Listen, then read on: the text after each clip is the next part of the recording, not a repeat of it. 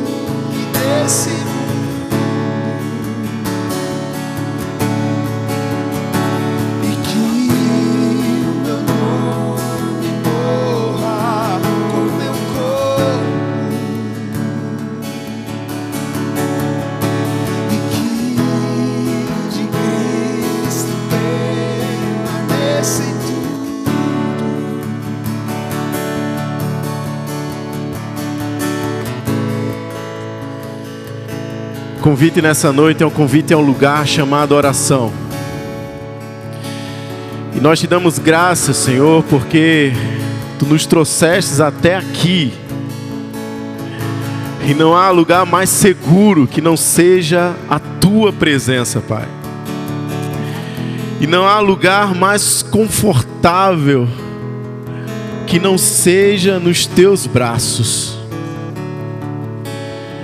Não há lugar que nos traga tanto prazer que não seja diante da Tua presença, cumprindo o Teu chamado para as nossas vidas, Senhor. E é por isso que estamos aqui nessa noite, Senhor, para Te adorar, para Te exaltar, para Te render louvores, honra, glória, porque só Tu és digno, Senhor. Que Tu venha nos fazer ouvir a Tua voz, que chega a cada coração, ao meu coração nessa noite, e diz: vinde a mim todos vós que estáis cansados e sobrecarregados, que eu vos aliviarei. O alívio é a certeza daquele que com Jesus encontrou. O alívio é a certeza que carrega aquele que teve a vida amparada, alcançada e alicerçada por aquele que é a rocha da nossa existência. Por isso não há esse que esteja diante de Ti, Senhor, sobrecarregado. Não há esse que esteja diante de Ti cansado, porque em Ti nossas forças são renovadas. Nos abençoa nessa noite, Senhor. Nos abençoa muito mais do que com aquilo que viemos humanamente buscar diante de Ti. Mas nos abençoa com a Tua presença, porque é a partir da Tua presença que podemos descansar. Recebe o nosso louvor nessa noite. Recebe a nossa adoração. E que o que há em mim, que há em nós, possa de fato ficar para trás. E que possamos em Ti desfrutar de novidade de vida, Senhor. Recebe o nosso louvor. Você pode continuar louvando ao Senhor, declarando ao Senhor nessa noite. Te convido a abrir o coração nessa noite, receber essa presença e sentir essa presença gloriosa nesse lugar. A certeza que Ele está aqui, na certeza que Ele é capaz de fazer nova todas as coisas, na certeza que Ele é capaz de nos ofertar um novo recomeço, na certeza que Ele é capaz de restaurar o que foi quebrado, e na certeza que Ele é capaz de operar maravilhas em nós e a partir de nós para a glória do Seu nome. Por isso, continua louvando ao Senhor, continua dando graças ao Senhor por essa noite, porque Ele é bom. Eu recebo aquilo que preciso, nem um pouco mais.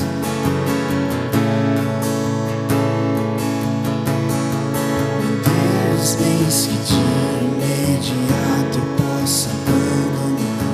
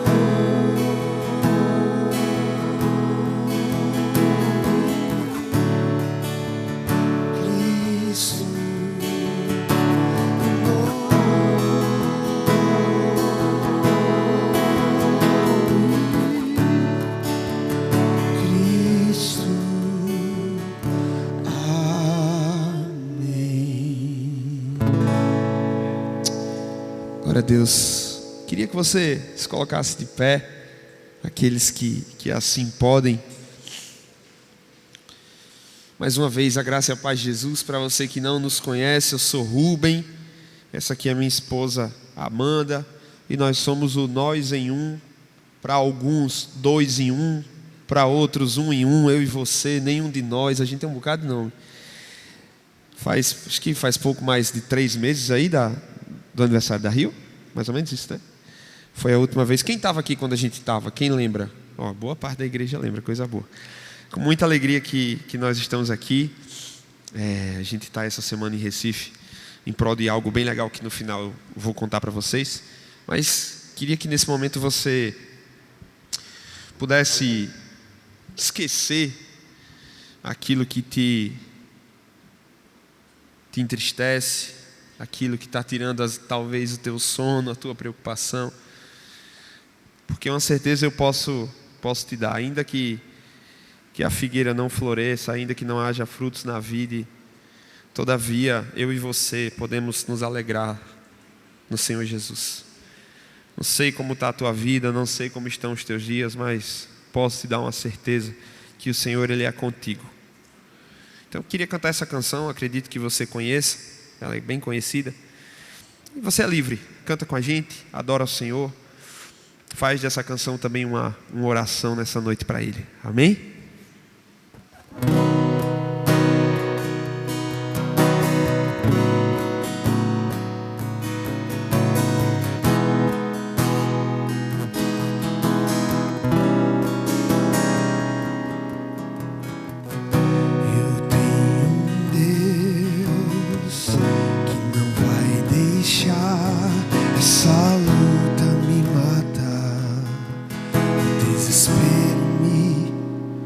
Você cantar.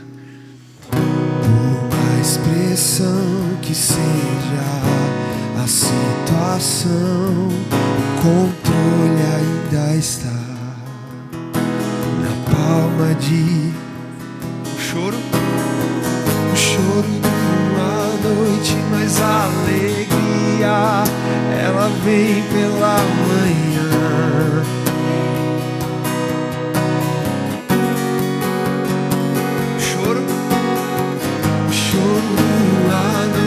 Mas a alegria ela vem pela manhã, eu creio. Cante ainda que a figueira não floresça, que não haja fruto na vide, que o produto da oliveira minta, todavia eu me alegrarei. Todavia me alegrarei, todavia me alegrarei. Diga ainda que a figueira não floresça, que não haja fruto na vide, que o produto da oliveira minta, todavia me alegrarei. Todavia me alegrarei, todavia me alegrarei.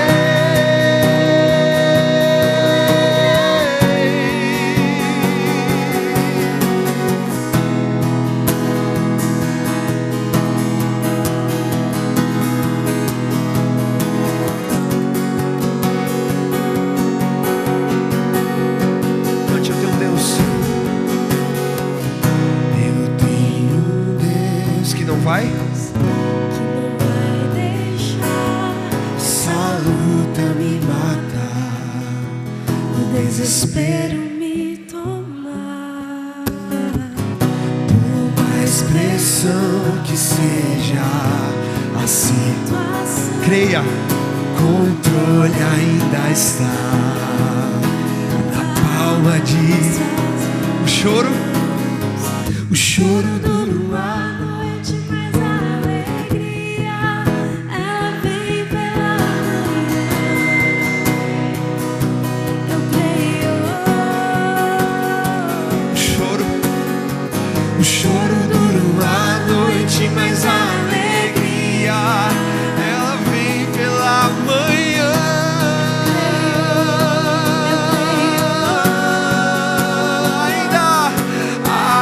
Ainda que a figueira não floresça, que não haja fruto na vide, que o produto da oliveira minta, todavia eu me alegrarei, todavia eu me alegrarei, todavia eu me alegrarei.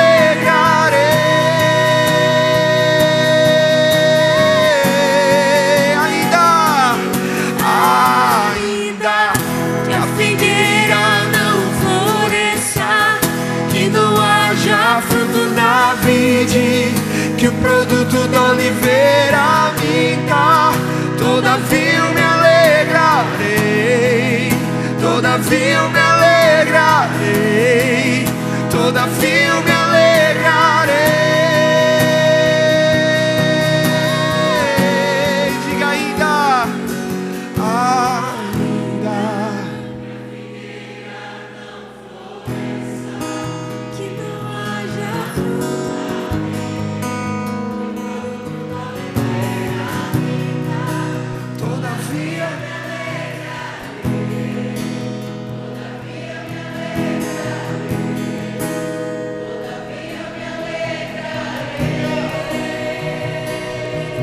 que você pode cantar isso mais uma vez?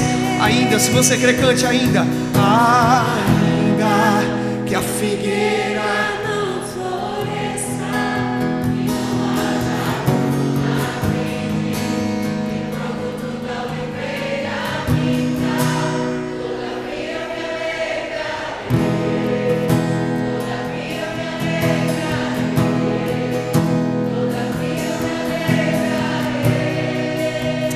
obrigado, Jesus.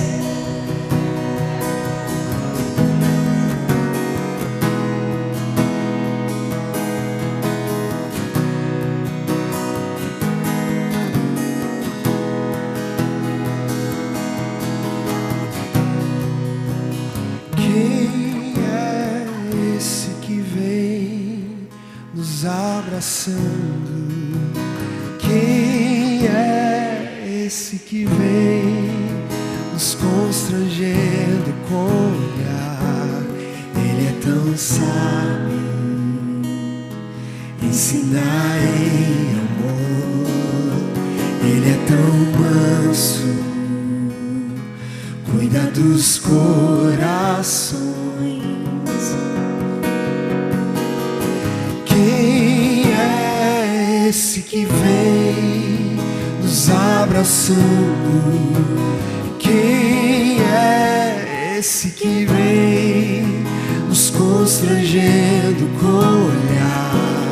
Ele é tão sábio, ensinar em amor.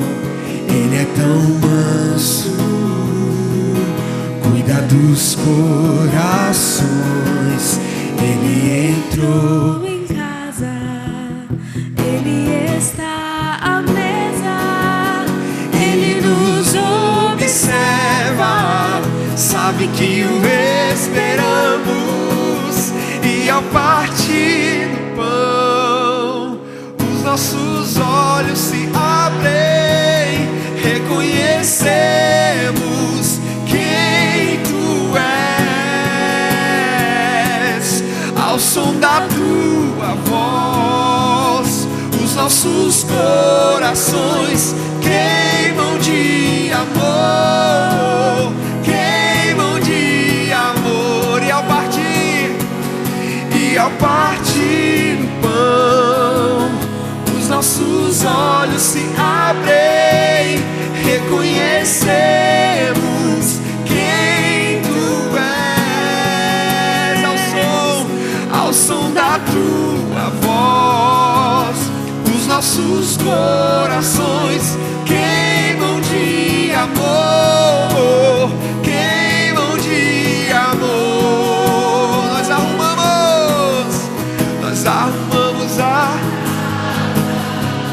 perfumamos ela toda, nós preparamos a mesa no lugar de honra. Nós arrumamos a casa, perfumamos ela toda, nós preparamos a mesa. Tome um lugar de honra.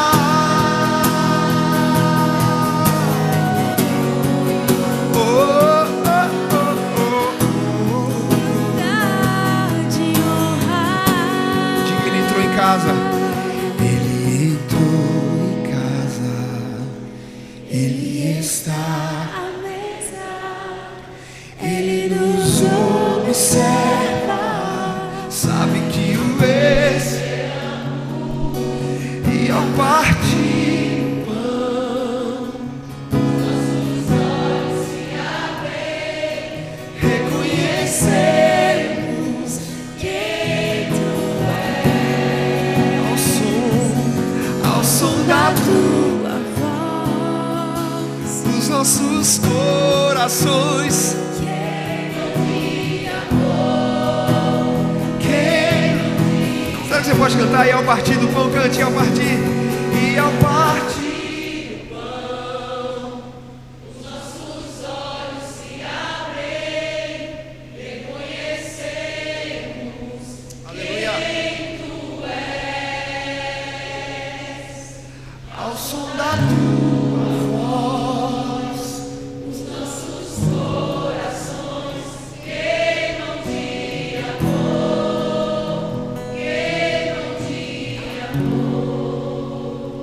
Aplauda o nome do Senhor Jesus Cristo. Pode se assentar, pode se assentar. Essa canção que nós vamos cantar, ela chama-se Tua Forte Mão. Não sei se você a conhece, mas eu vou reforçar o que eu disse no início. É clichê, mas é a mais pura verdade. A forte mão do Senhor nos sustenta, te sustenta. Ainda que a figueira não floresça, ainda que você não tenha o emprego que tu está pedindo, ainda que aquele teu familiar ainda não saiu do leito, todavia eu me alegrarei no Senhor. Todavia eu me alegrarei no Senhor da minha salvação. Então, queria que você, toda vez que cantasse essas canções, que ouvisse, cantasse entendendo que o que você está cantando é a maior expressão de verdade e de oração ao nosso Senhor Jesus Cristo. Eu não sou capaz de conceder o teu pedido, teu anseio. Amanda também não, Braulio também não, Rodrigo também não, mas o Senhor Jesus Cristo, Ele é capaz. Ele é o motivo de eu e você estarmos aqui. Ele é o motivo de estarmos todos os dias respirando, nos alimentando. Ele é o motivo da gente ter chegado aqui essa noite nesse culto de oração para poder agradecer que Ele é Deus. Amém?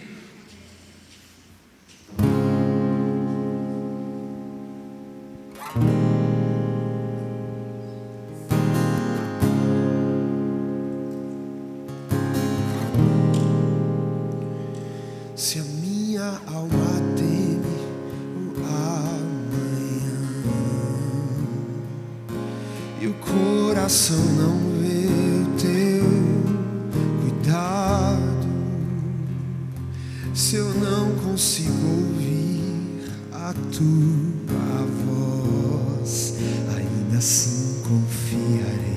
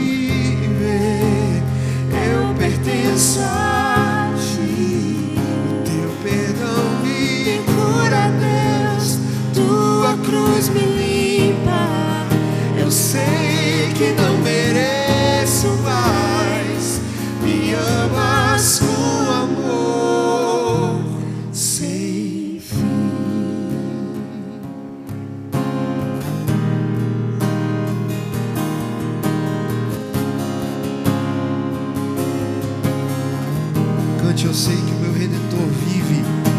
Eu sei que o meu Redentor vive, que se levantará sobre a terra. A tua bondade transbordará meus desertos com misericórdia.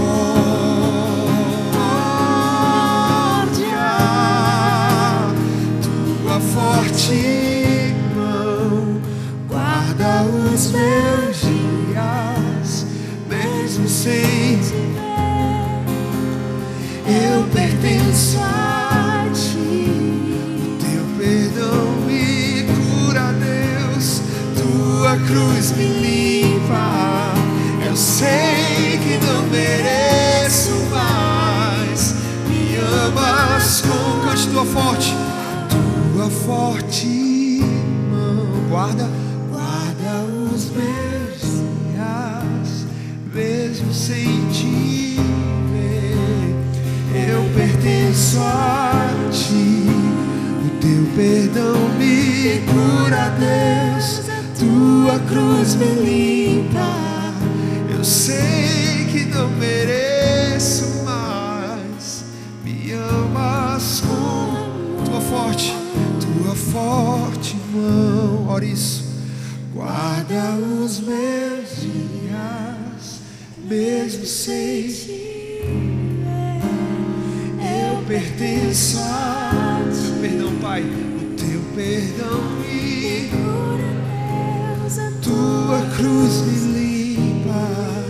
Eu sei que não mereço, mas me amas com amor sem fim. Glória a Deus. Aleluia.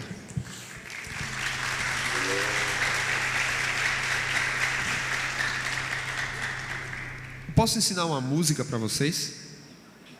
Posso? A última vez que a gente esteve aqui, eu acho que a gente cantou ela. Mas eu vou ensinar o refrão de novo. E aí quando chegar no refrão, vocês cantam bem alto, tá? Rodrigo, eu posso fazer aquele convite agora?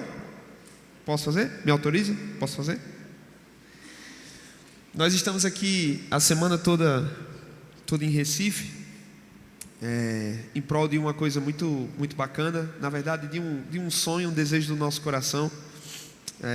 Para você que não nos conhece, nós somos de Natal e nós temos esse projeto há alguns anos, e nós estamos trazendo o nosso show para Recife,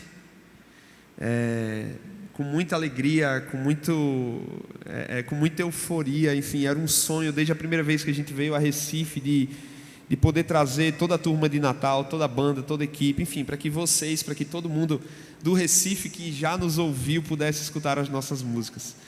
E esse show vai acontecer sexta-feira agora, às 8 da noite, lá na Ponte Boa Viagem. Não sei se é para cá, não sei se é para lá, mas enfim, para a Ponte Boa Viagem, vai ser na Ponte Boa Viagem, às 8 da noite, uma sexta-feira. E eu queria convidar todos vocês a estarem lá, claro, aqueles que podem. É um show totalmente organizado por nós.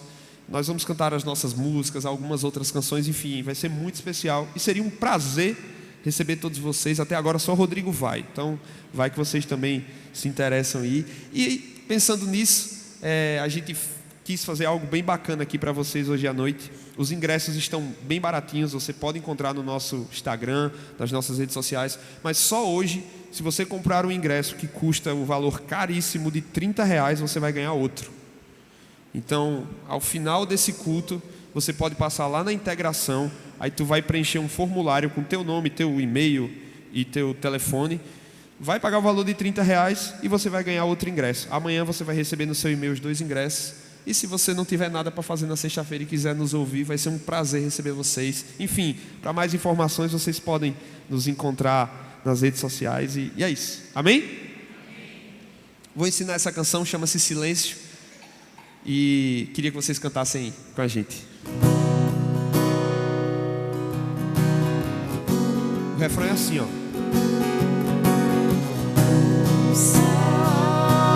Ouça o meu coração quando eu não souber falar, quando eu não souber cantar.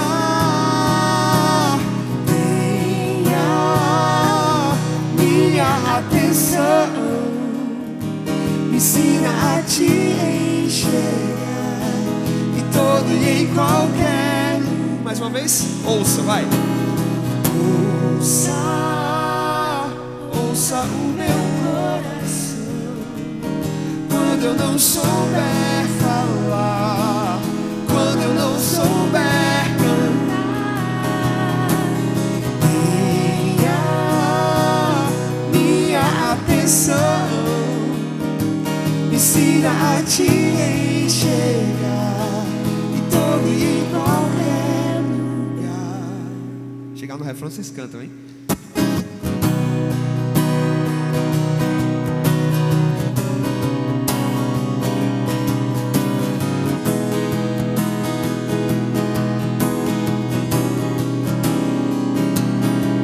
Silêncio e o coração diz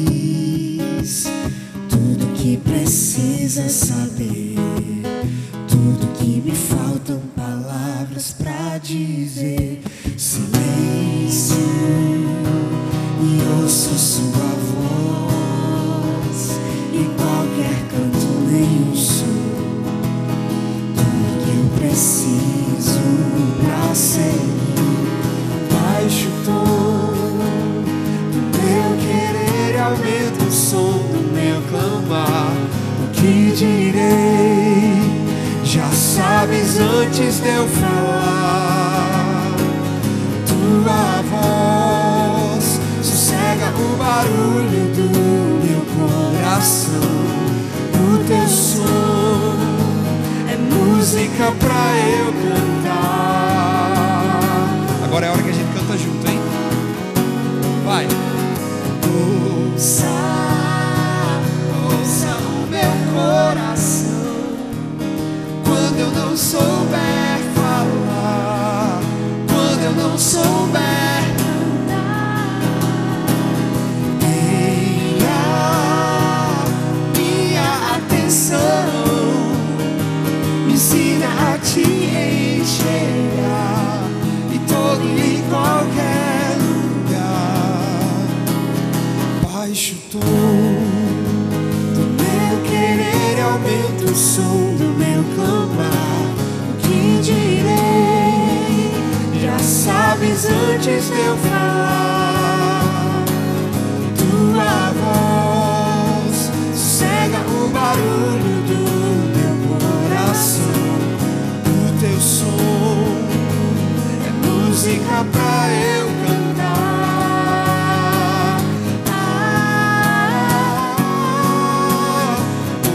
Ouça, ouça o meu coração. Quando eu não souber, quando eu não souber cantar, tenha minha atenção. Me ensina a te enxergar em todo e qualquer. Eu quero ouvir vocês, hein? Um coral bem bonito. Vai, ouça. Ouça, ouça o meu coração. Quando eu não souber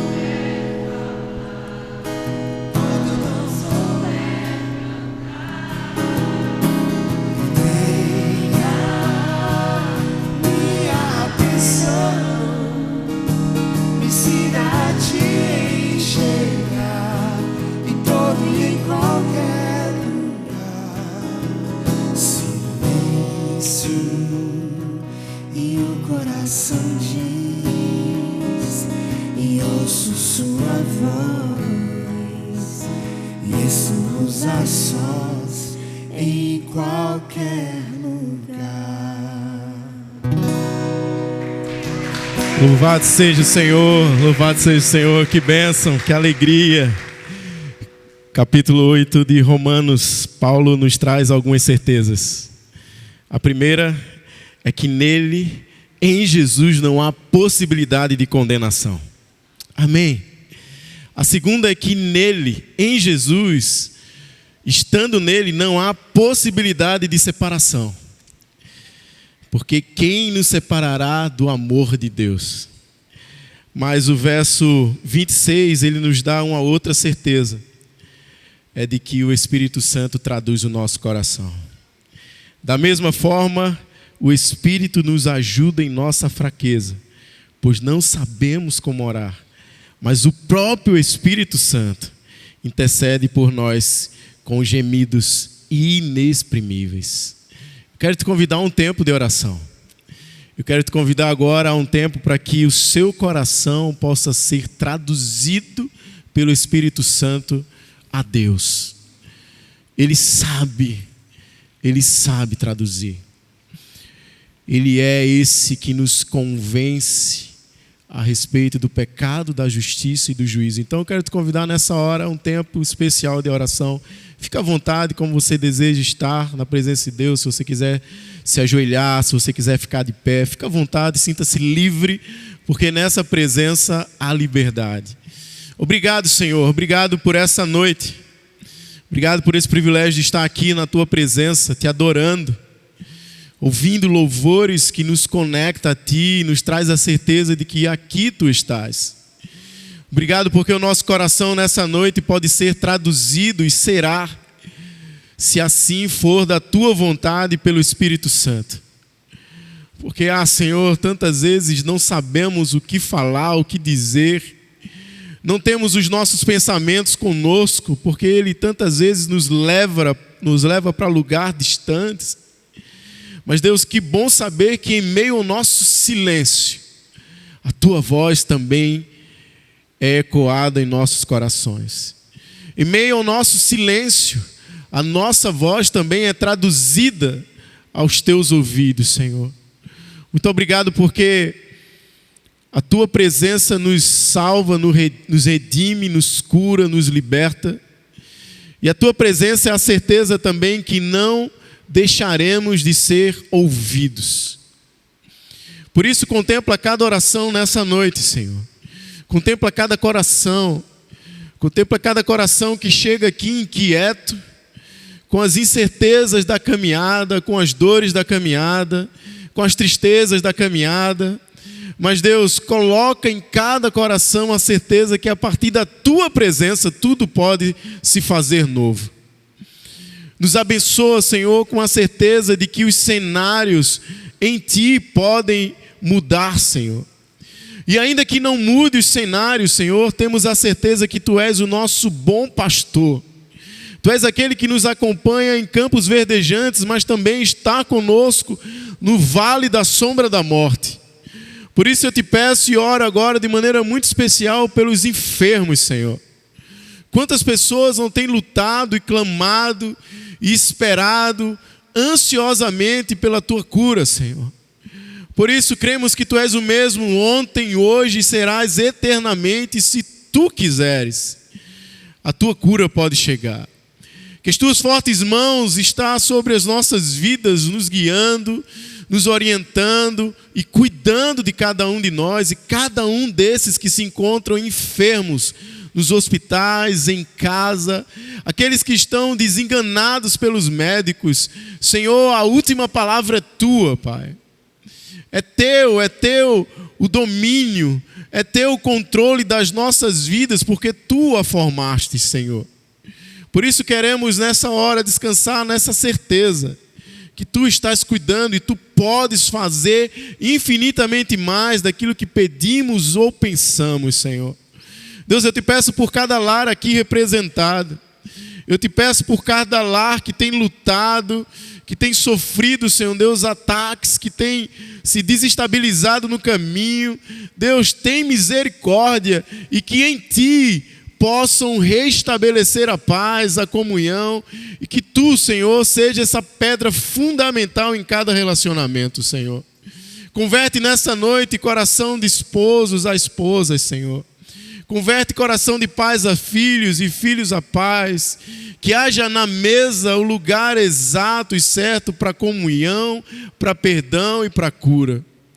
Deus, eu te peço por aqueles que têm te clamado, te pedido, esperado a tua provisão. A tua palavra diz que não nos faltará pão e que tu és o nosso pão vivo que desceu do céu.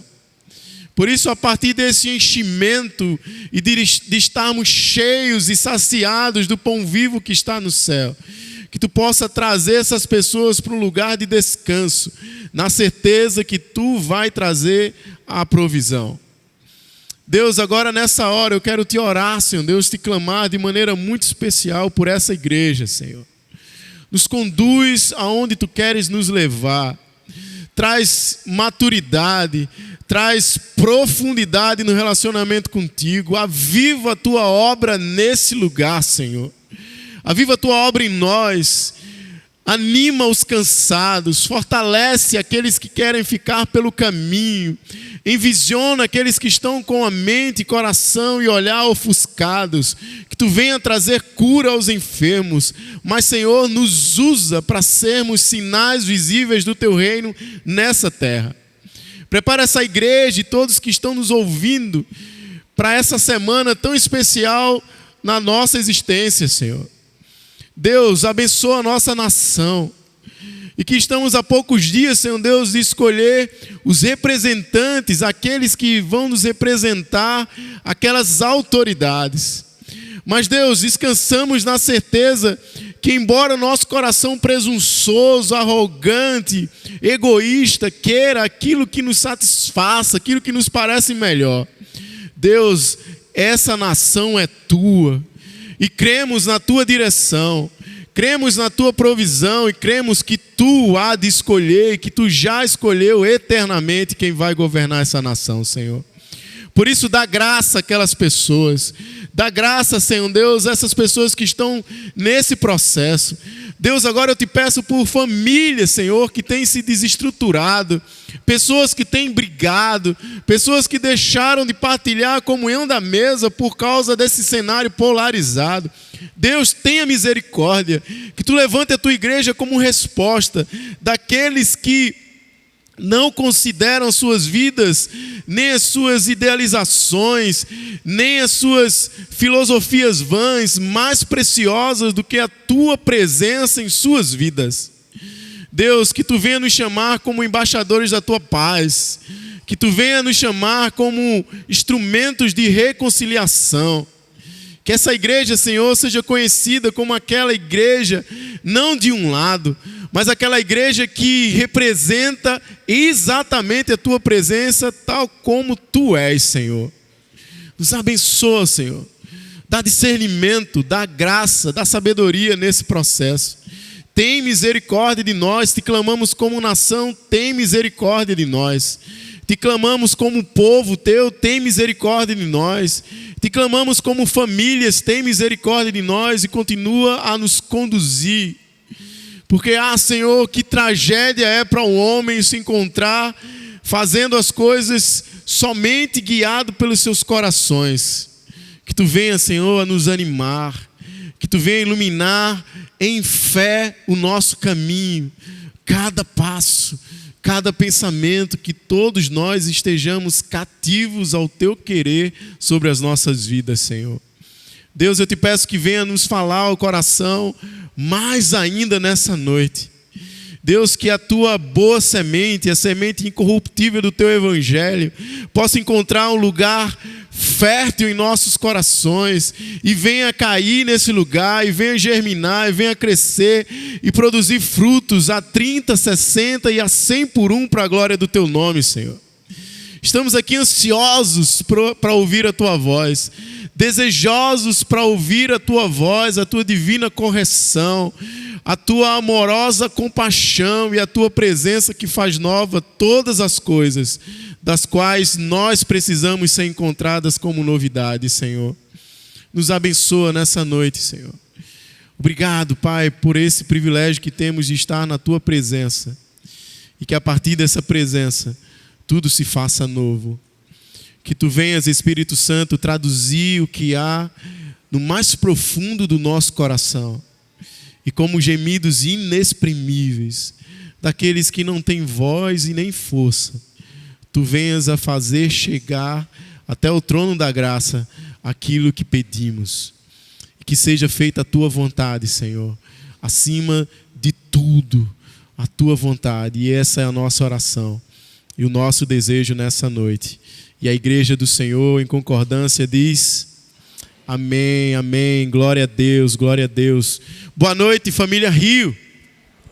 Graça, paz e misericórdias do Senhor estejam sobre cada um de vocês, sobre as nossas vidas nessa noite. Alegria imensa em estar em mais uma celebração de quarta-feira, um culto de oração, e ver aqui tantas pessoas especiais. E a gente tem um motivo também de muita alegria, é quando a gente tem a oportunidade, o privilégio de conhecer quem está nos visitando pela primeira vez. Então, se você está vindo aqui pela primeira vez, por favor, eu peço apenas que você sinalize com uma das suas mãos. Se você vem aqui pela primeira vez, sinaliza com uma das suas mãos. Olha só que povo bonito. E não baixa, mantenha erguida até que você receba um cartão nosso. Tá bom? Tem um pessoal aqui no meio. Lá no fundo também tem mais uma pessoa. Que bênção, que bênção. A gente se alegra demais com a sua presença. A gente sabe e dizemos sempre que vocês são os convidados de Jesus dessa noite. Então nos alegramos demais com a presença de vocês. Quando terminar a celebração, por favor, não vá embora sem antes passar lá nos barris da integração. Lá fora vai estar um espaço montado para receber vocês. A gente quer dar uma lembrança para vocês. A gente quer materializar essa nossa alegria de ter vocês aqui conosco. Então, por favor, não vá embora sem antes passar, encontrar com esse povo bonito do colete preto aí, que entregou os cartões para vocês. Estarão lá fora também para poder receber vocês, dar um abraço em nome de Jesus e nos alegrarmos ainda mais com essa presença. Irmãos, eu queria agora conduzi-los nesse momento muito especial na nossa liturgia, que é o momento em que adoramos o Senhor com os nossos dízimos e ofertas.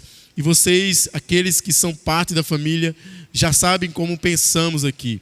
Quem está nos visitando, por favor, não se sinta constrangido, isso é algo muito particular. E eu costumo dizer que quando rachamos a conta não fica pesado para ninguém. Então é um convite para que nessa hora você não seja tomado de medo, não venha ser tomado de presunção egoísta, mas que você entenda a leveza e a alegria que é ser parte daquilo que Deus está fazendo. Porque generosidade é o nosso privilégio. Então eu quero convidar você a adorar o Senhor com os dízimos e ofertas, na certeza que você está sendo parte daquilo que o Senhor está fazendo a partir de nós, em nós, e tantas outras coisas vão acontecer e precisam acontecer com aquilo que tem chegado para a glória do Senhor. Façamos isso com leveza no coração, com uma alegria, através de Pix, através das salvas que vão passar, das maquinetas. São diversas formas, mas todas elas apontando para a alegria do coração e a certeza que fazemos isso com uma consciência leve e somos parte daquilo que Deus está fazendo. Que Deus nos abençoe nessa hora e façamos ao som de uma belíssima canção dessa dupla abençoada, desse casal abençoado.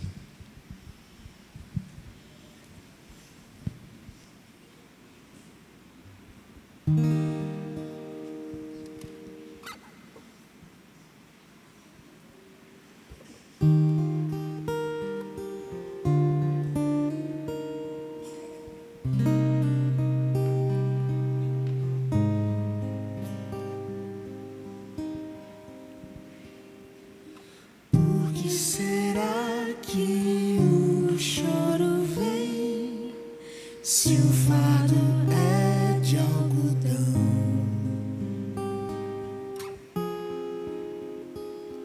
tudo vai passar.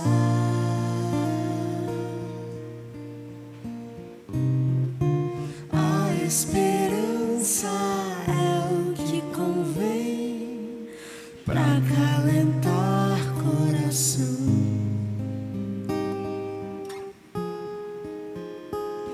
Não fique assim tão mal.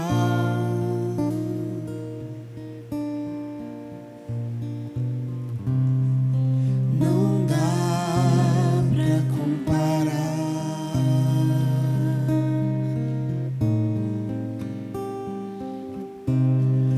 Agora que virá, saber que o paraíso há de ser mais tarde, saber que a eternidade brilha pra nos conquistar.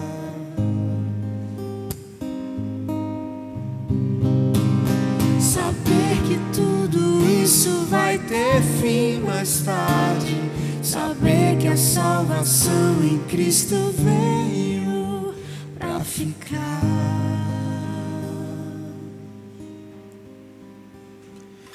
Por que será que o choro vem, se o fardo é de algodão?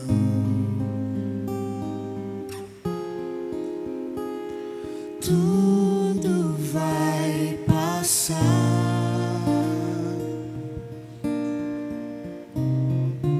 A esperança é o que convém pra acalentar coração.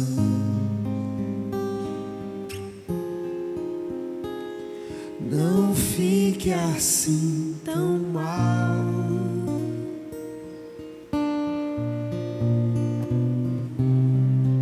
Não dá pra comparar.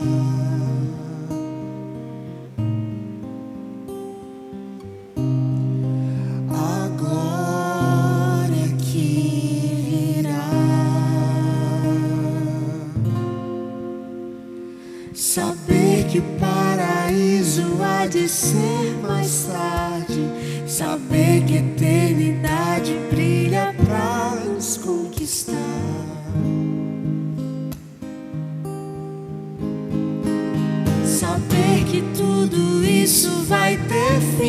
mais tarde, saber que a salvação em Cristo veio pra ficar.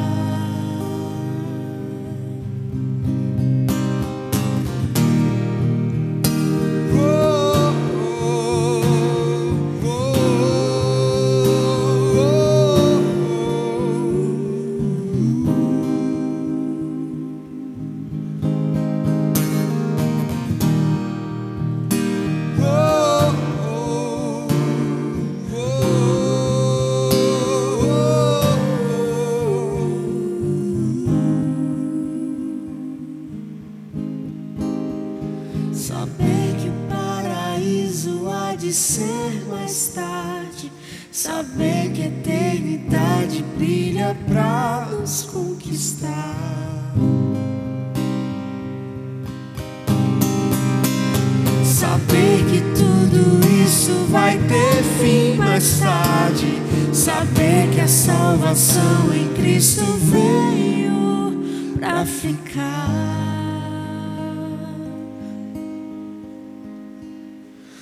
Por que será que o choro vem, se o fardo é de algodão?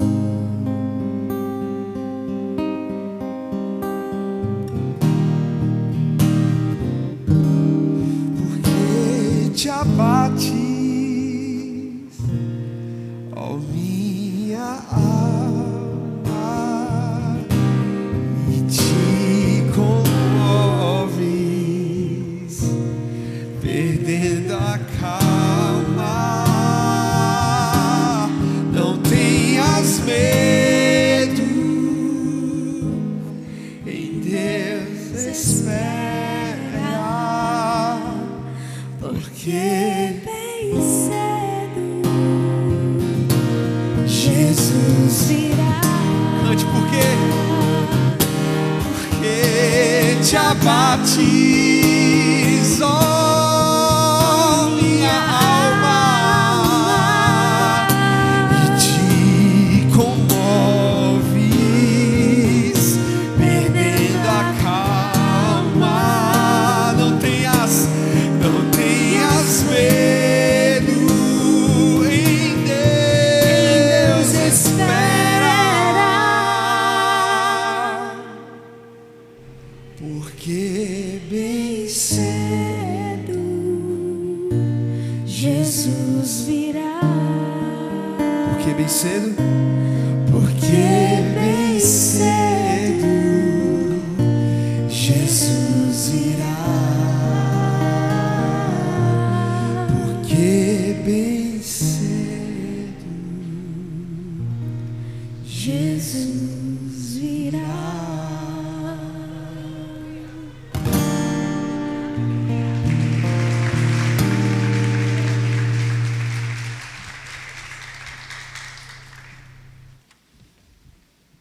Amém. Tem alguém feliz aí? Tem? Só quem está feliz. Vamos orar mais uma vez? Se você puder, feche os teus olhos, encurva a cabeça, ora junto comigo, pede para que teu coração permaneça aberto para o que Deus tem para te entregar nessa noite. Senhor, eis-nos aqui com o coração aberto para a tua voz. Continua falando conosco, assim como o Senhor, de maneira tão sublime, falou através dos louvores.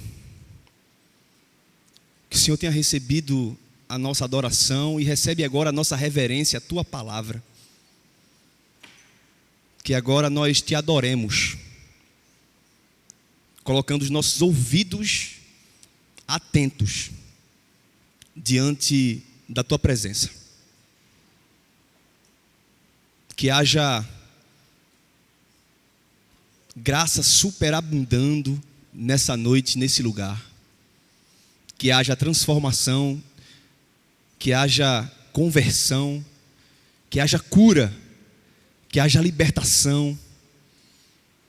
E que ao ouvir a tua voz, o nosso coração possa arder em sede por querer cada vez mais. É isso que eu te peço, no nome de Jesus, e a igreja diz: boa noite, família Rio. Que a graça e a paz do nosso Senhor Jesus alcance nosso coração nessa noite, amém? Que alegria, gente. A vida em comunidade nos proporciona momentos como esses que a gente acabou de viver. A vida em comunidade nos proporciona ser conduzidos em louvor, adorar o Senhor juntos. A vida em comunidade nos faz ter o privilégio de juntos adorarmos reconhecendo a sua santidade, declarar a sua majestade, sentir a sua doce presença, ouvir a sua voz. A instituição tem os seus benefícios, porque é em lugares como esses que nós temos o privilégio de contemplar vidas sendo transformadas, famílias sendo restauradas. Eu particularmente tenho o privilégio de, em lugares como esses, ver adolescentes que antes não tinham mais prazer na vida voltar a querer viver e agora adorar em espírito e em verdade o autor da vida.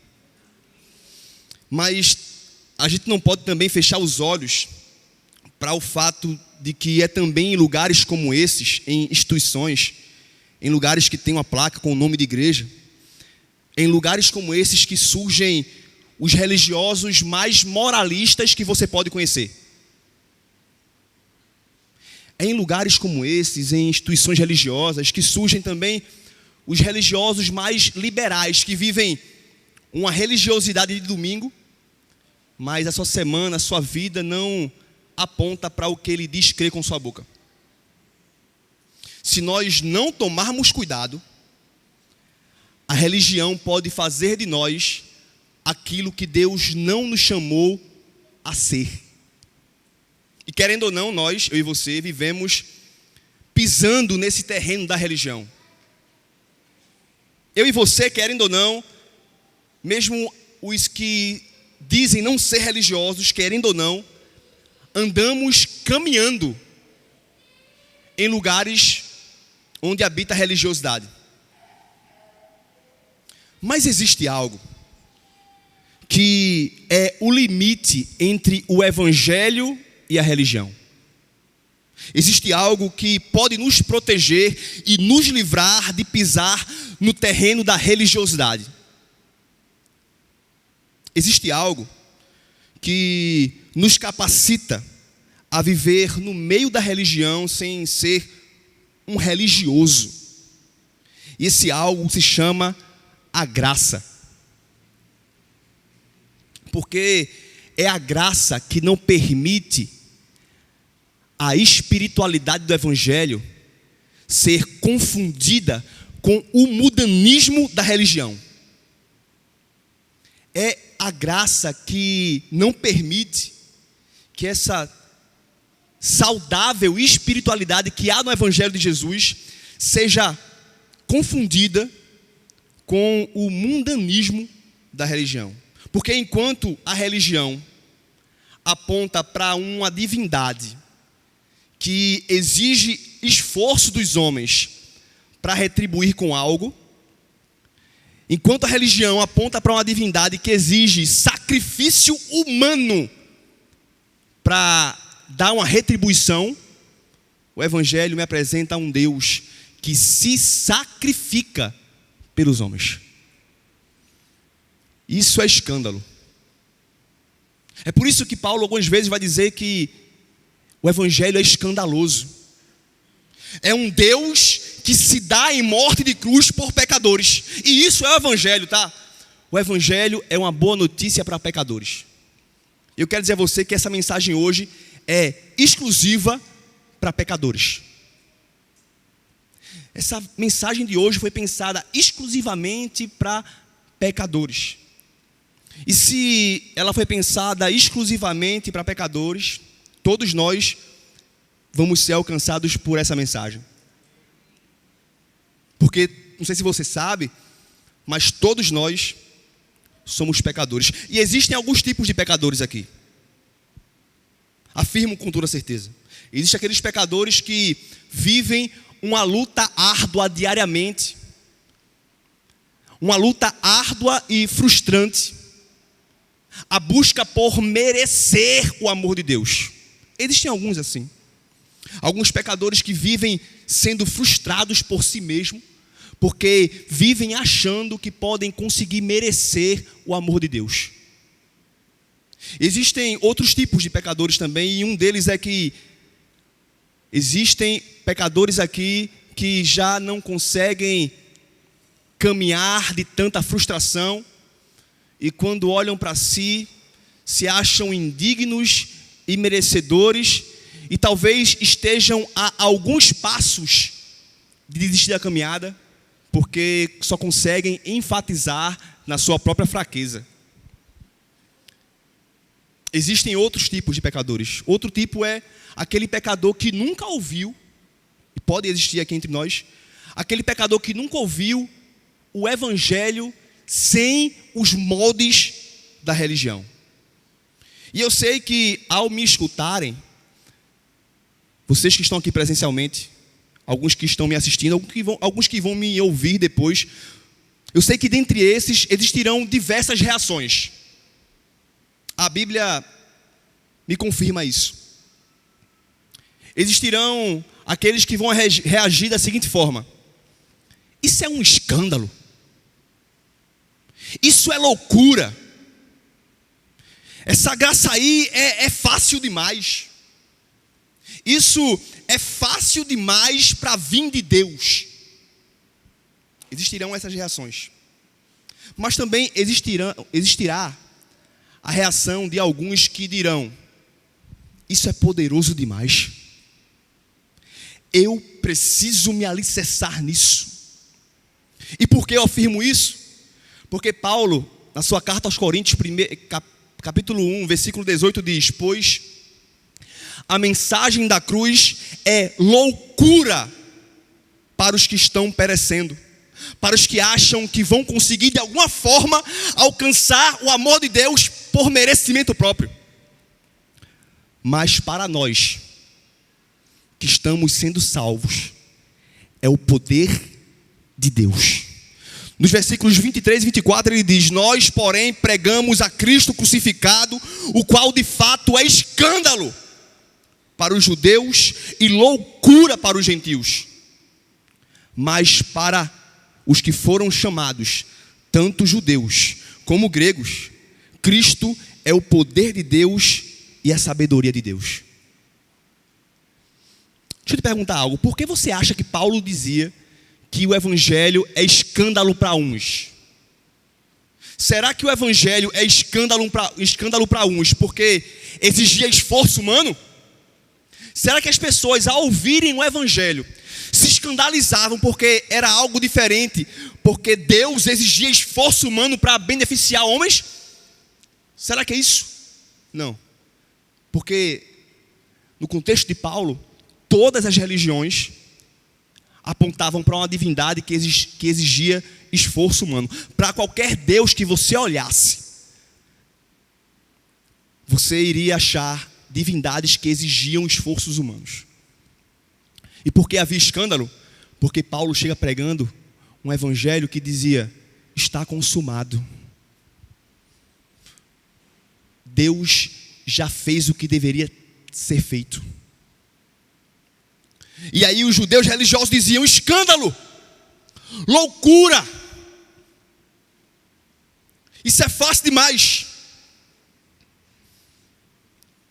Ao ouvir o evangelho, nós corremos o risco de pensar o seguinte: isso é perigoso demais ser pregado. É perigoso demais pregar isso, porque isso pode ser confundido com uma mensagem liberal. Mas eu quero dizer a você que esse pensamento não é atual. Paulo pregava o evangelho e na sua carta aos Romanos, ao falar sobre a graça que superabunda, carta aos Romanos, capítulo 5, versículo 28 diz: mas onde abundou o pecado, superabundou a graça. O que Paulo está dizendo é o seguinte: não há pecado que seja maior do que o poder de Deus em perdoar. Não há pecado que seja inalcançável sob as lentes da graça de Deus. Se você acha que o seu pecado é grande, Deus sempre tem um perdão maior para ele. Isso causava espanto em uns. No início do capítulo 6, Paulo vai deduzir que existiria perguntas como essas. Ele diz: que diremos então? Continuaremos pecando para que a graça aumente? Porque isso era um pensamento que poderia surgir. E por que alguns pensavam assim? Porque a graça é escandalosa. A graça causa espanto. E eu oro para que você saia escandalizado com a graça aqui hoje. Eu oro para que o Senhor superabunde a graça dele nessa noite.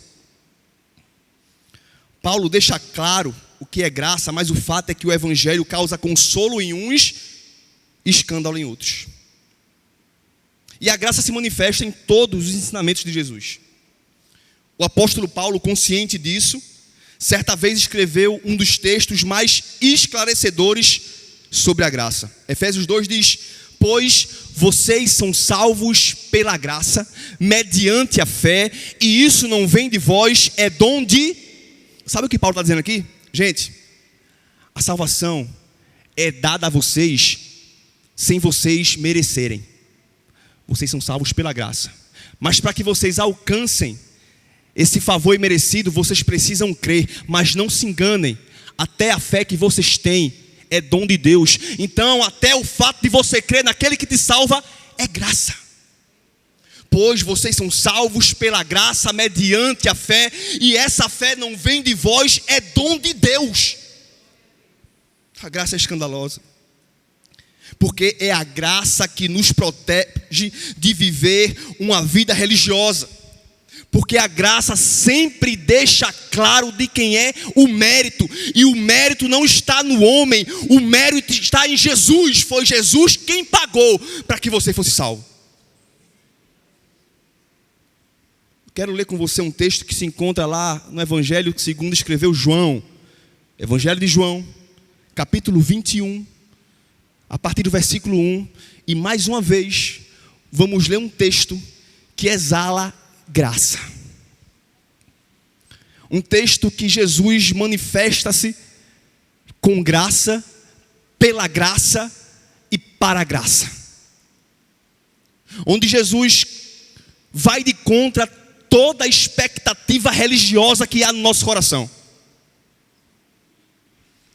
João capítulo 21, a partir do versículo 1 diz: depois disso, Jesus apareceu novamente aos seus discípulos à margem do mar de Tiberíades. Foi assim: estavam juntos Simão Pedro, Tomé, chamado Dídimo, Natanael, de Caná da Galileia, os filhos de Zebedeu e 2 outros discípulos. Vou pescar, disse-lhe Pedro, e eles disseram: nós vamos com você. Eles foram e entraram no barco, mas naquela noite não pegaram nada. Ao amanhecer, Jesus estava na praia, mas os discípulos não o reconheceram.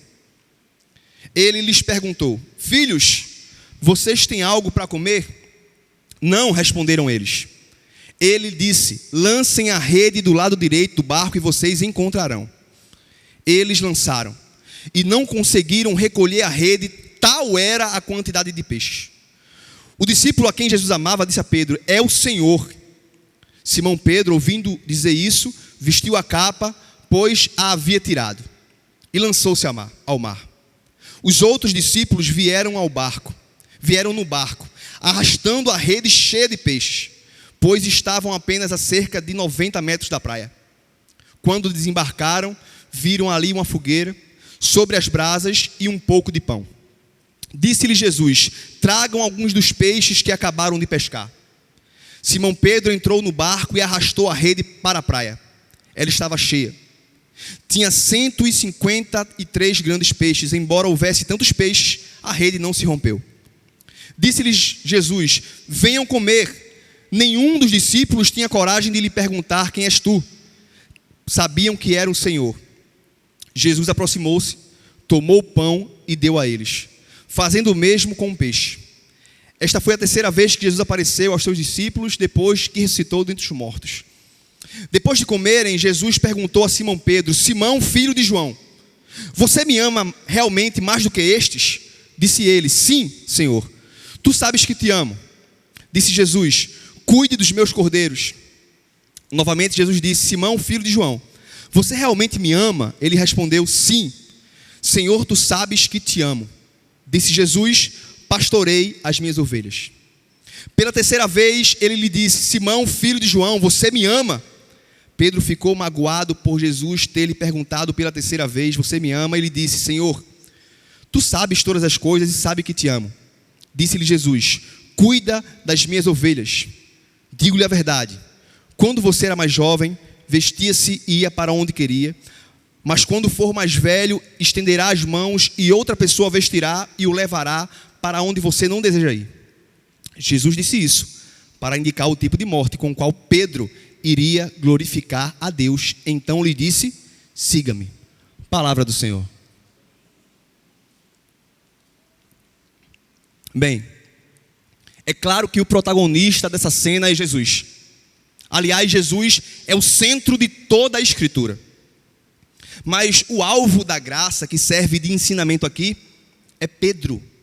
Essa figura controvérsia que parece tanto com a gente. Quem era Pedro? Pedro, empresário de pesca, filho de João, irmão de André, casado. Pedro era iletrado, mas tinha um espírito de liderança inegável. A Bíblia relata alguns acontecimentos que nos mostram um pouco de quem Pedro era. Pedro é aquele que foi chamado por Jesus depois de uma pesca maravilhosa. Pedro é aquele que, quando ouve Jesus dizendo: eu farei de você pescador de homens, ele larga tudo e decide seguir Jesus. Pedro é aquele que, após questionado acerca de quem Jesus era, disse com toda ousadia: tu és o Cristo, o Filho do Deus vivo.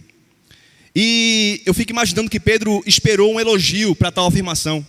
Porque antes de Jesus perguntar quem os discípulos achavam que ele era, ele falou: olha, quem dizem aí que eu sou? O que é que vocês ouvem acerca de mim? E eles disseram: olha, dizem por aí que tu és João Batista, dizem por aí que tu és Jeremias, Elias, dizem por aí que tu és um dos profetas. Eles não sabem de nada acerca do Senhor Jesus. Eles até acham que você é alguém importante, mas eles não te conhecem. E Jesus fala assim: e vocês? Quem dizem que eu sou? E Pedro, que não podia esperar ninguém falar antes dele, toma a frente e fala assim: tu és o Cristo, o Filho de Deus, o Filho do Deus vivo.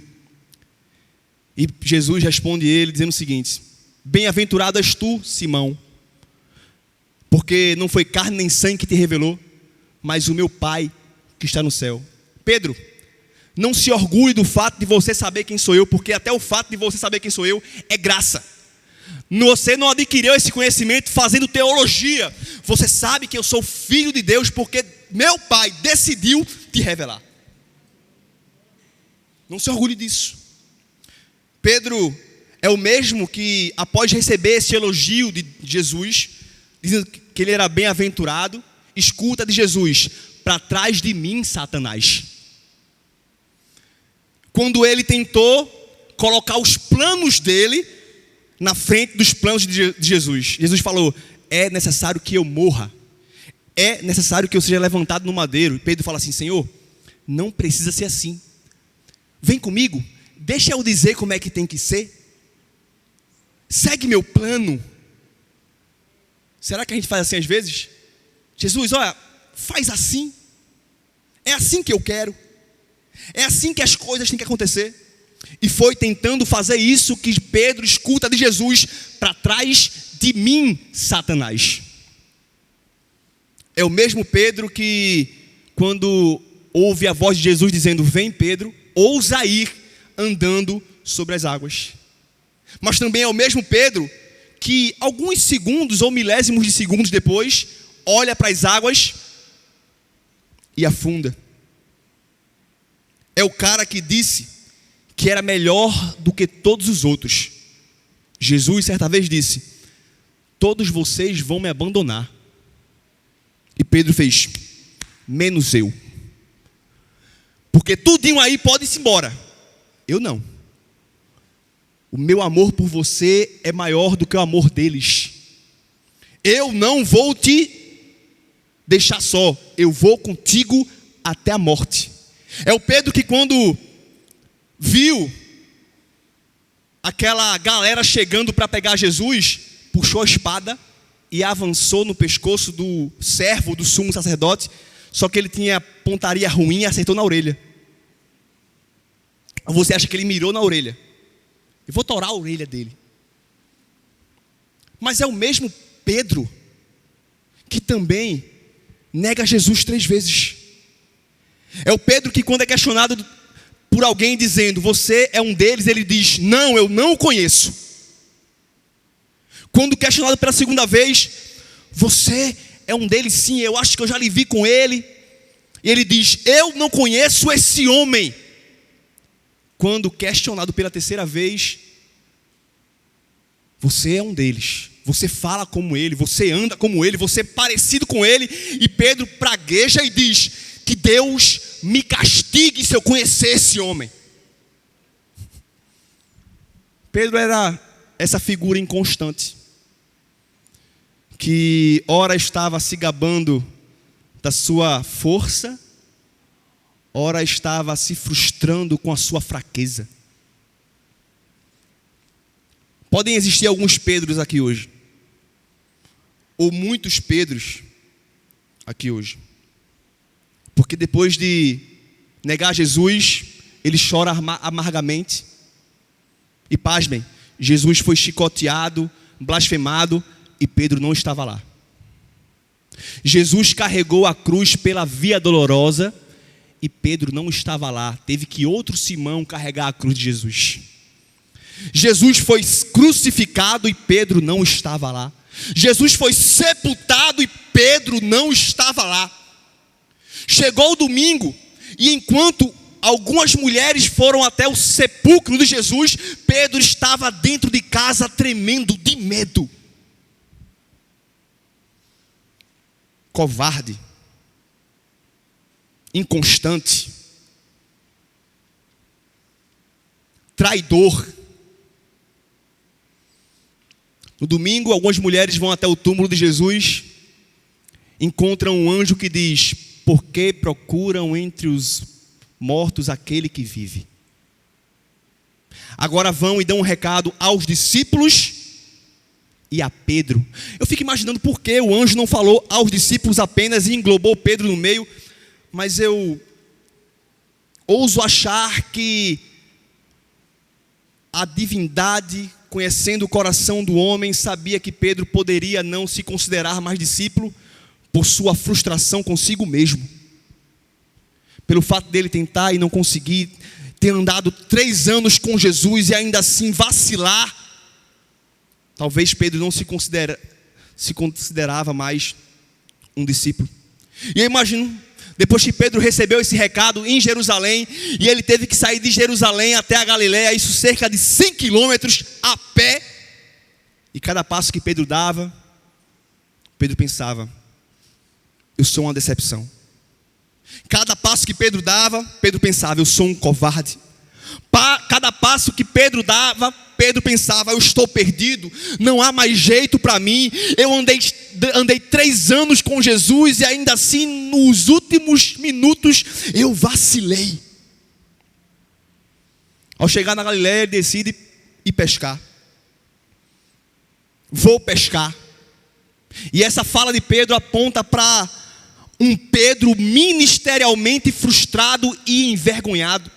É alguém que já não se acha mais digno de ser pescador de homens. Eu não mereço ser pescador de homens, afinal eu não consigo ser pescador de homens.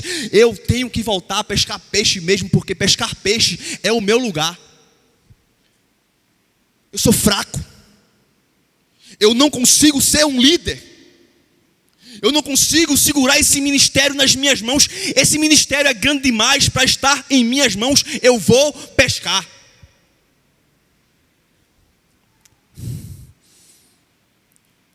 Aí parece que a graça aparece na beira da praia.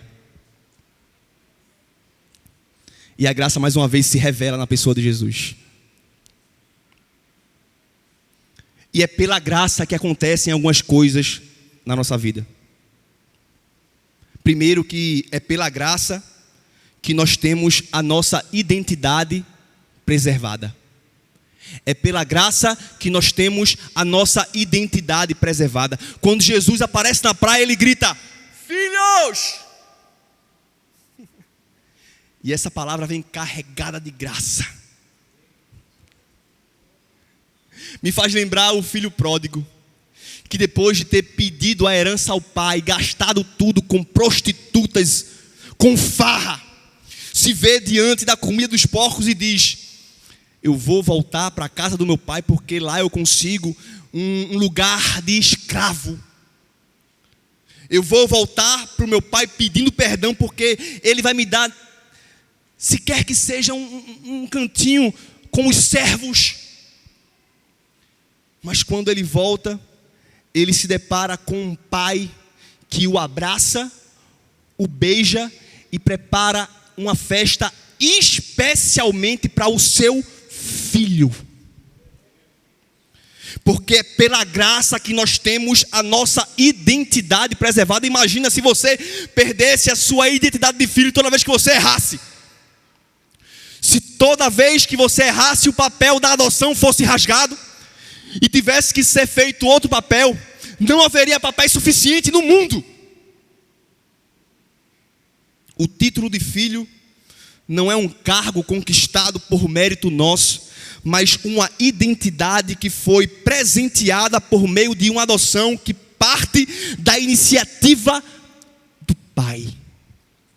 Efésios 1:5 diz: em amor nos predestinou para sermos adotados como filhos por meio de Jesus Cristo, conforme o bom propósito da sua vontade, para o louvor da sua gloriosa graça, o qual nos deu gratuitamente no amado.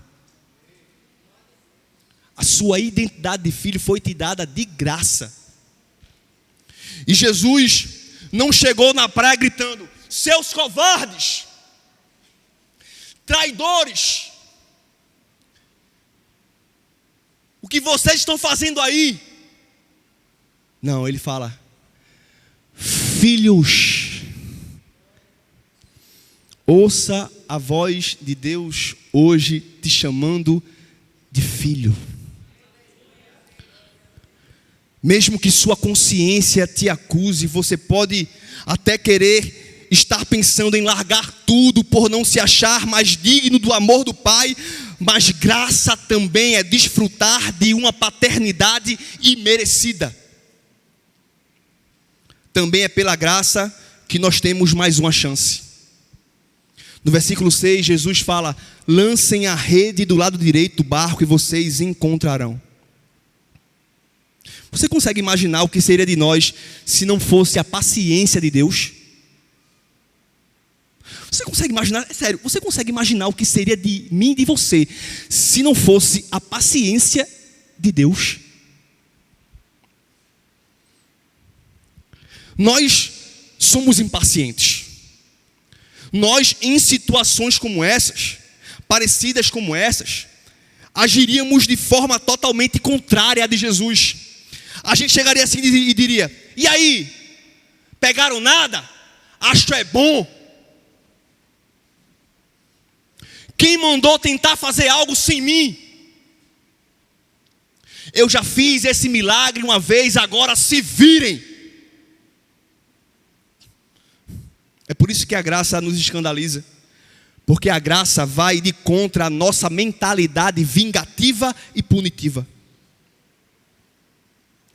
Porque é pela graça que nós sempre temos mais uma chance. Sabe por que você está vivo até hoje? É porque Deus decidiu hoje te dar mais uma chance. Para de se comiserar. Deus te ama. E você está vivo hoje porque as misericórdias dele se renovaram. Lamentações diz: graças ao grande amor do Senhor é que nós não somos consumidos, pois as suas misericórdias são inesgotáveis, renovam-se a cada manhã. Grande é a tua fidelidade. É pela graça que temos lugar na mesa. Quando desembarcaram, no versículo 9, viram ali uma fogueira, peixe sobre as brasas e um pouco de pão. Versículo 13 diz: Jesus aproximou-se, tomou o pão e deu a eles, fazendo o mesmo com o peixe. É pela graça que há lugar na mesa. Há um significado específico em relação à mesa para os judeus. Para os judeus, mesa significa aliança, unidade. Para os judeus, mesa significa pacto, comunhão.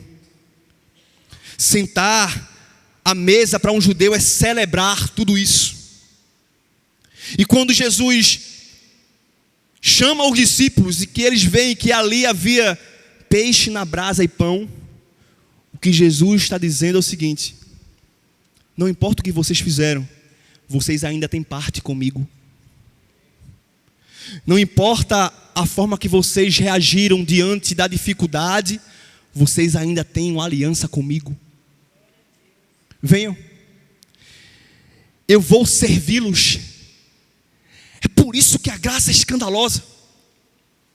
Enquanto muitos de nós olhamos para um irmão que fez algo de errado e desejamos punição, Jesus está chamando ele para comer junto na mesa, para partir o pão e para servi-lo.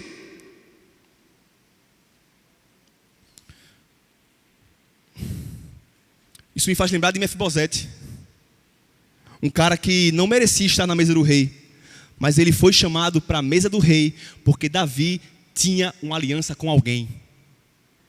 E o fato de nós estarmos na mesa não é porque nós merecemos estar na mesa, não é porque você é bonzinho que você está até hoje na mesa do Pai, não é porque você é merecedor que você está até hoje na mesa de Deus. Você está na mesa pela graça.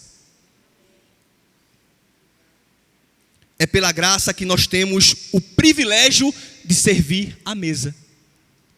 Versículo 10, disse-lhe Jesus: tragam alguns dos peixes que acabaram de pescar. Jesus faz com que o milagre aconteça e pede do milagre para compor a mesa.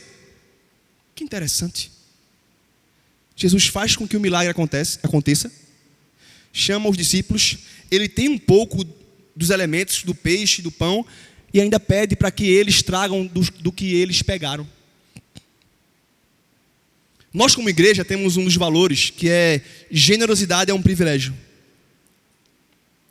E o princípio de contribuir, o princípio de servir à mesa não deve ser uma obrigação religiosa, mas um privilégio gracioso.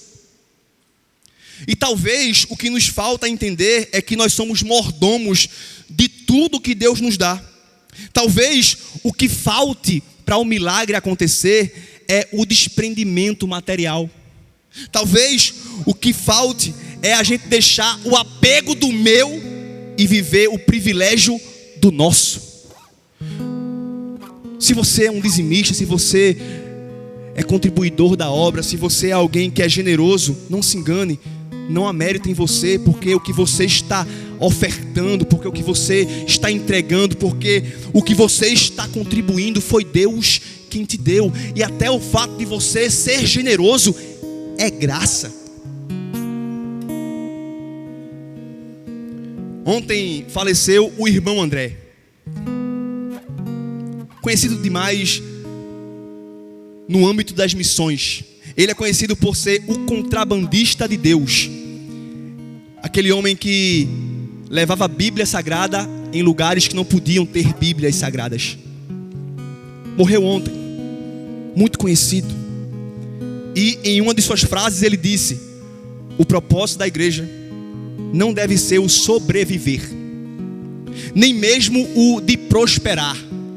O propósito da igreja deve ser o de servir. E E é por isso que eu afirmo o quinto ponto, que diz que é pela graça que Deus nos usa apesar de nós. Versículo 15 diz: depois de comerem, Jesus perguntou a Simão Pedro: Simão, filho de João, você me ama realmente mais do que esses? Disse ele: sim, Senhor, tu sabes que eu te amo. Disse Jesus: cuide dos meus cordeiros. Irmão, como é que Jesus pode chamar para ser pastor das suas ovelhas tão queridas alguém tão inconstante, impulsivo, covarde, frustrado, senão pela graça? Porque é a graça que salva e também capacita. E há um trocadilho no grego aqui para a palavra usada amor. Nós entendemos amor como amor. No grego existia no mínimo dois termos para a palavra amor: ágape e filéu. E a primeira palavra que Jesus usa para perguntar a Pedro é a seguinte: Petrus, agapas-me? Pedro, você me ama com amor ágape? E para a gente, Pedro responde sim, mas a palavra que Pedro usa no original é filose. Eu te amo, mas eu te amo com amor filéu. O amor ágape é esse amor incondicional. O amor filéu é esse amor de amigo, esse amor de troca, que depende de algo. Jesus pergunta a ele pela primeira vez: Petrus, agapas-me? Ele fala filose. E Jesus pergunta: você me ama mais do que todos esses outros? Por que Jesus perguntou isso? Porque lá atrás Pedro bateu no peito e disse: eu te amo mais do que esses outros. Mas aqui Pedro reconhece: não, eu não te amo mais do que esses outros. O meu amor é imperfeito. E ainda assim Jesus olha para esse homem e diz: apacenta as minhas ovelhas. Pedro tinha declarado amor maior do que os outros, mas percebeu a sua miséria. E a graça faz isso com a gente. A graça dá a convicção do nosso imperfeito amor. Jesus sabe que nós ainda não amamos como deveríamos amar. É por isso que Ele veio cumprir o que nós não conseguimos cumprir. É por isso que Ele veio cumprir os mandamentos. É por isso que Ele veio cumprir a lei, que se resume no amor. Ele precisou vir amar como deve ser amado, porque nós desaprendemos a amar.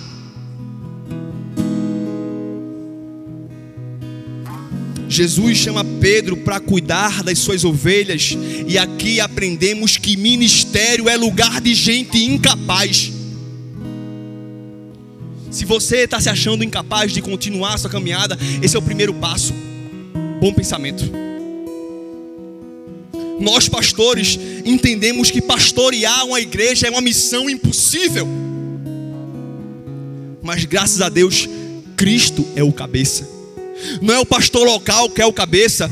Não é algum governante que garante o triunfo da igreja. Não, o que garante o triunfo da igreja, o que garante que a igreja continue triunfante, avançando, se chama Jesus.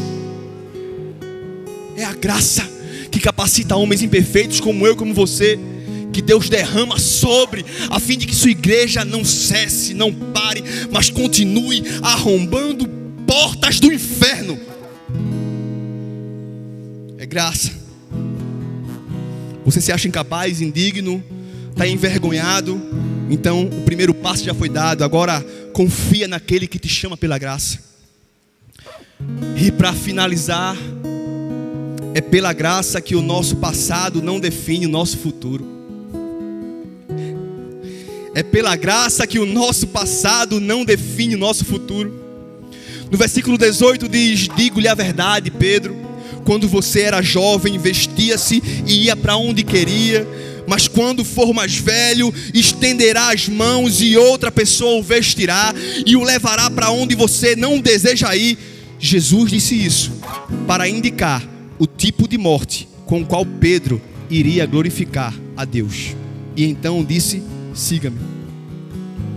Jesus fala do passado de Pedro e aponta para um futuro diferente. É claro aqui que Jesus não está chamando Pedro a se conformar com o seu passado e com seus erros.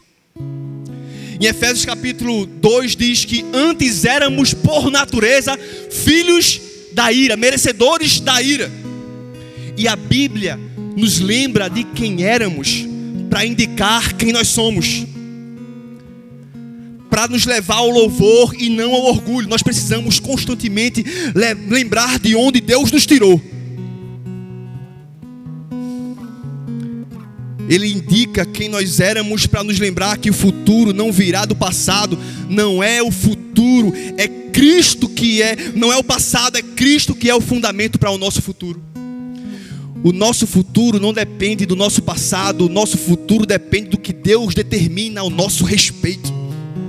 Pedro, você antes fazia o que queria com a sua vida, mas não se preocupa não, que agora sou eu que mando. Está no meu controle. Sou eu que estou guiando. Está sob o poder das minhas mãos.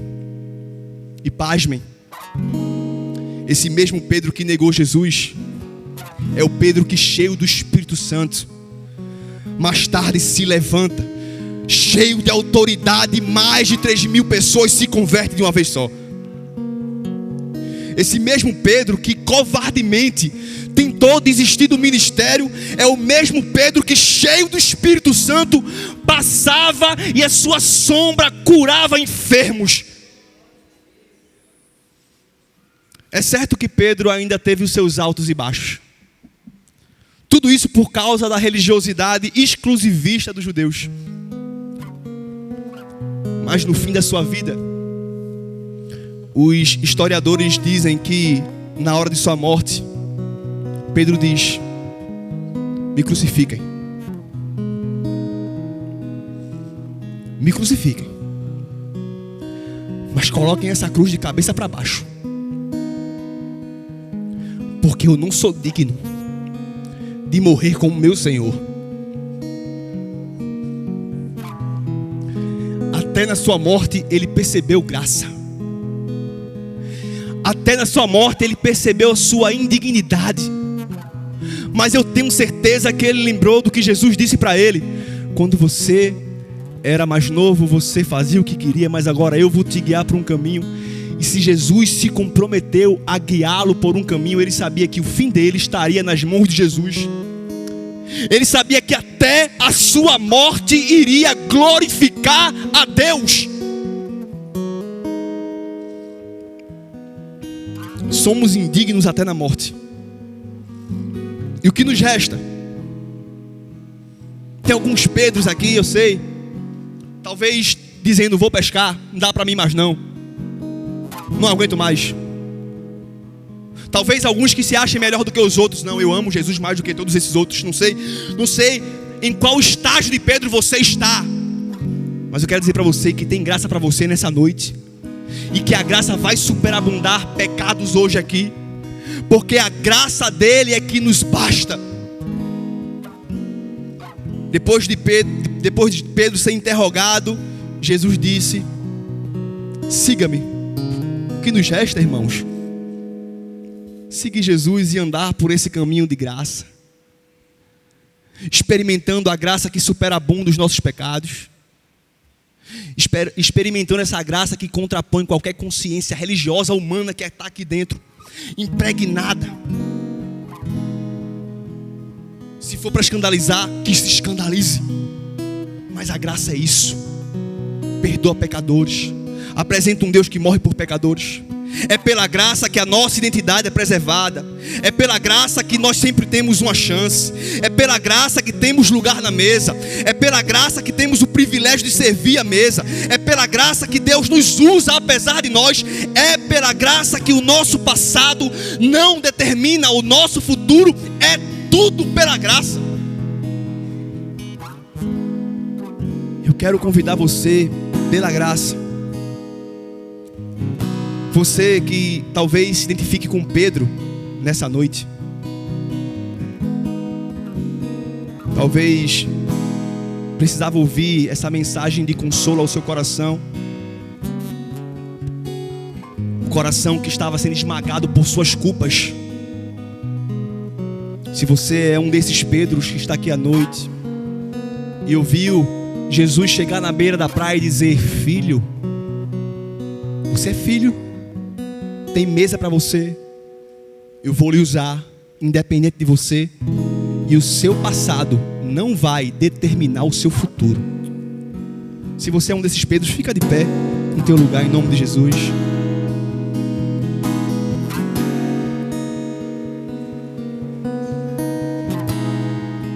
E agora eu me despeço dos que estão me assistindo aqui no YouTube. Deus abençoe você e você que está nos escutando também por algum canal. Que Deus abençoe vocês. Eu quero convidar vocês a um tempo de oração. Eu quero convidar vocês a um tempo de oração específico. Talvez você esteja como Pedro. Ou talvez você conheça alguém que está como Pedro, que desistiu do seu ministério por algo. E talvez, mesmo demonstrando uma capa de força e orgulho, no fundo do seu coração, ele se acha indigno de voltar ao Pai. Talvez você é ele. Talvez você conheça algum desses. Nós vamos estar aqui na frente para orar por você. Quero convidar aqui a liderança da igreja, os diáconos que estiverem aqui presentes. Eu quero convidar você a esse tempo de oração. Se você é um desses que precisa de oração, precisa ouvir de Deus, filho, precisa entender que a mesa está posta, precisa entender que o seu passado não determina o seu futuro, eu quero convidar aqui você aqui à frente. Vem aqui à frente, nós queremos orar por você.